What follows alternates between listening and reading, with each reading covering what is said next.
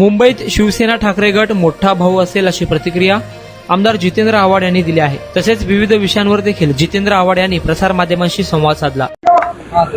तुम्हाला कोण माहिती देतं मला माहित नाही, पण हे आम्हाला सगळ्यांनाच माहिती आहे की मुंबईत शिवसेना ही हा मोठा भाऊ असेल. त्याच्याबद्दल काय म्हणजे आमचा आक्षेप घेण्याचं काही कारण नाही. जे सत्य तर सत्य. 20 ते 22 आज असं कुठे काही झालेलं नाही. 20 ते 22 गटावरती आग्रही वगैरे अशी कुठे चर्चाच झाली नाही. आज पॉलिटिकल चर्चा झाली की बदलापूर आणि ज्या ठिकाणचे रेप झालेले आहेत त्याच्याने महाराष्ट्रात किंवा मुंबईत काय परिणाम होतील. काही शाळांचे रिपोर्ट आणले होते आम्ही की शाळांच्या गेटवरती पालकांची प्रचंड गर्दी होते की मुलांना हातात घेऊन घरी न्यायची. मुलंही घाबरलेल्या अवस्थेत आहेत. त्यामुळे त्याच्यावरती आणि जो काही रिपोर्ट्स येत आहेत त्या सगळ्या त्या बदलापूर कांडातनं, ते बदलापूर कांड भयंकर आहे. भयंकर म्हणजे माणूस जातीला काळीमा फासणारं कांड आहे. त्याला धरून आज राज ठाकरेंनी असं म्हटलं की बदलापूर घटनेनंतरच त्याच्या काय घटना सगळ्या बाहेर येतात, यामध्ये काही राजकारण तर नाही. असं आहे साधारण ह्या घटनांबद्दल जास्ती पालक बोलत नाहीत. त्यांच्या इज्जतीचा सवाल असतो. हा मेंटल ट्रॉमा असतो, मेंटल स्ट्रेस असतो. माझ्या मुलीवर बलात्कार झाला असं आई वडील घालून सांगतील का? मी त्या आई वडिलांना सलाम करतो ज्यांनी बाहेरून सांगितलं की पोलीस आमच्यावर दबाव आणतायत, पोलीस आम्हाला धमकावतायत. आपल्या लहान पोरीवर बलात्कार झालेला असतानाही त्या पालकांनी एवढं धैर्य दाखवलं. त्या माणसाला माझा मनापासून सलाम. आवडता बिंदू होता है कि आज की बैठक में क्या इसको संताप व्यक्त केलेला आहे. त्यांचं म्हणणं आहे की जो व्यक्ती होता गुन्हेगार आहे त्याचा दुसऱ्यांना टाकलं पाहिजे. कोण थांबले त्यांच्याबद्दल काय बोलायचं नाही. असं म्हटलं की शिवसेना हा मोठा भाऊ आहे, तर या मुंबईच्या जागेमध्ये शिवसेना जास्त जागा महाविकास आघाडी सोडवली. हो, मी मोठा भाऊ म्हटल्यावरती आता तुम्ही त्याच्यावरती तो जास्त जागा मागेल का, मग कमी मागेल का, मग लहानाचा मोठा होईल का? कशाला नको? मोठा भाऊ आहे. राष्ट्रवादीला किती जागा अपेक्षित आहे? अहो ते नंतर सांगू ना आम्ही. आमचं जागा वाटप आली की चिठ्ठी तुमच्या हातातच देणार आम्ही. कि आज की बैठक में क्या हुआ है, मुंबई मुंबई की सिटी को लेकर प्राइम बातचीत हुई है. आज बदलापुर और पूरे महाराष्ट्र में जो बलात्कार की घटनाएं हुई है और उस मामले में जनता के मन में जो रोष है उसके ऊपर ज्यादा बात हुई. और उसका ये रोष, ये सामाजिक रोष है, पॉलिटिकल रोष नहीं है. ये कोई पॉलिटिकली मोटिवेटेड मूवमेंट नहीं है. जनता उतर रही है रास्ते पे, और जब जनता उतर रही है रास्ते पे तो ये मतलब है कि विद्रोह की आग लग चुकी है. सीट शेयरिंग को लेकर क्या मुंबई में क्या होगा? थाना हिंदी होते ना. सीट शेयरिंग को लेकर मुंबई में क्या शिवसेना बड़ा भाई रहेगा, क्या आपने कहा? मैं बिल्कुल हमेशा कहता हूँ, लोकसभा में भी शिवसेना बड़ा भाई था. बम्बई को लेकर अगर हम बोले तो बम्बई में भी शिवसेना बड़ा भाई रहेगा. राज ठाकरेंनी मोठा आरोप केला शरद पवारांवरती. राष्ट्रवादी जन्म झाला तेव्हापासून महाराष्ट्रात जातीपातीचं राजकारण ते दरवेळेस बोलतात.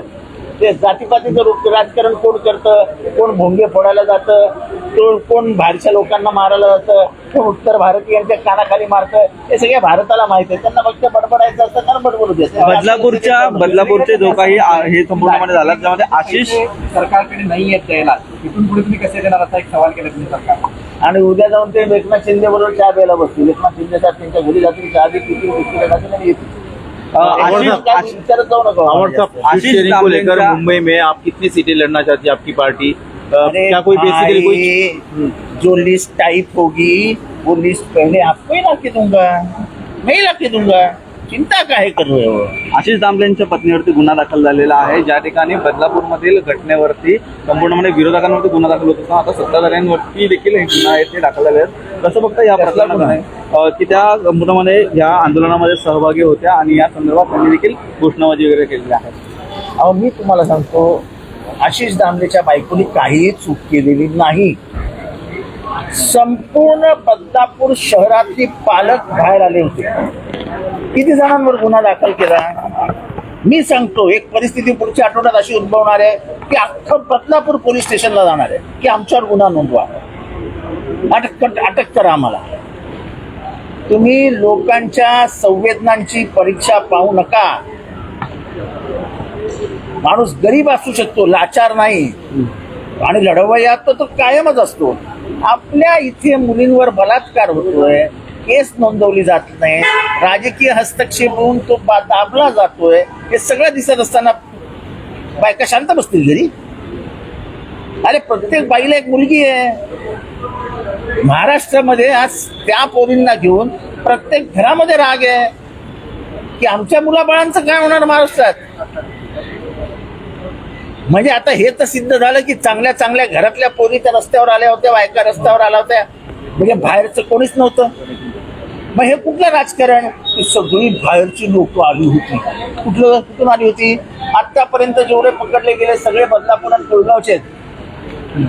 कोण कल्याण मधला, कोण अंबरनाथ मधला, कोण ठाण्यामधला, कोण इथे नागपूर, दादर, परळ मधला होता. काय बोलता राव. पत्रकारांवरती देखील खालच्या शब्दात ज्या ठिकाणी वाच्यता केली, त्यानंतर मला वाटतं की पत्रकारांनी अतिशय गांभीर्याने घ्यायला हवं. तुमच्या एका पत्रकार बहिणीला विचारलं जातं की काय बातम्या देते, तुझ्यावर झाला का बलात्कार? अरे तरी ना तुमच्या काळ्या पट्ट्या लागल्या, ना तुम्ही निषेध नोंदवला. पत्रकारांनी संवेदनशील व्हायला पाहिजे. तुम्ही महाराष्ट्राला प्रबोधन करतात, महाराष्ट्राचं प्रबोधन करतात. तुमच्या बहिणीला विचारलं जातं काय बातमी देते, तुझ्यावर रेप झाला का? अरे मला एकही पत्रकार भगिनी किंवा तुमचा पत्रकार भाऊ कोणी निषेध नोंदवताना काही दिसला नाही. अरे कमीत कमी तुमच्या कुटुंबातली ती एक आहे, तिच्या बाजूनी तर उभं राहायला पाहिजे होतं. तर बातम्यांच्या माध्यमातून नक्कीच आम्ही निषेध व्यक्त केलेला आहे, परंतु त्या ठिकाणी वामन मात्र बोलतात की जर त्या महिला पत्रकारांचा गुन्हा दाखल नाही झाला तर आम्ही पोलीस स्टेशनमध्ये माझी मुलं घुसतील आणि त्याच्यावरती हे घुसतील, पोलीस स्टेशन मध्ये पोरं घुसतील, हे पोलीस स्टेशन ताब्यात घेतील, ते स्वतःच केस देतील. अरे काय बोलायला काय आहे की नाही? पोलीस स्टेशन मध्ये गुन्हे आमची पोरं घुसतील म्हणजे काय? हे पोलिसांची किंमतच राहिली नाही का? पोलीस स्टेशन मध्ये पोरं घुसतील. तर पोलिसांनी ऐकावं. आता पोलीस स्टेशन मध्ये घुसण्यापर्यंतची मगरुरी आली. म्हणजे आतापर्यंत आम्ही बिहार, उत्तर प्रदेश मध्ये ऐकायचो की पोलीस स्टेशन मध्ये घुसले.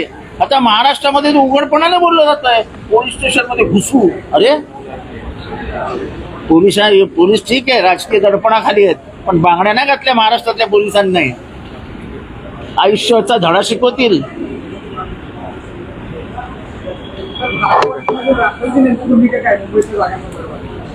महाविकास आघाडीला कुठेही लागता कामा नये ही आमची भूमिका.